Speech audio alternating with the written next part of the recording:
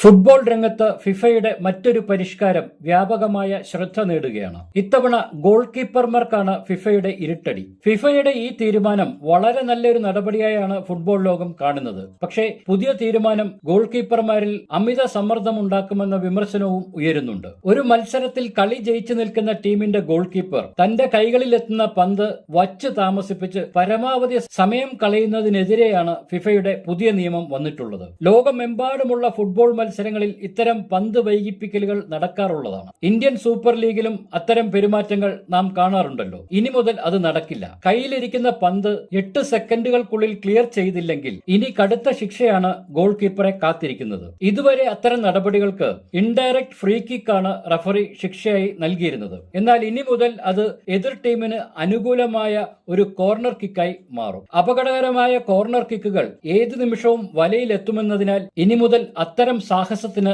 Goal കീപ്പർമാർ മുതിരില്ല. അനാവശ്യമായി സമയം കളഞ്ഞ കോർണർ വഴങ്ങി തോറ്റാൽ ഗോൾ കീപ്പറുടെ ചീട്ട് കീറുമെന്ന് സാരം. അമേരിക്കയിൽ നടക്കുന്ന ക്ലബ്ബ് ലോകകപ്പിലാണ് തീരുമാനം ഫിഫ ആദ്യമായി നടപ്പിലാക്കുന്നത്. വൈകാതെ ഇവിടെയും എത്തുമെന്ന് പ്രതീക്ഷിക്കാം. ചാനൽ സബ്സ്ക്രൈബ് ചെയ്യാൻ മറക്കരുത്. മറ്റൊരു വീഡിയോയുമായി വരുന്നതുവരെ നന്ദി, നമസ്കാരം.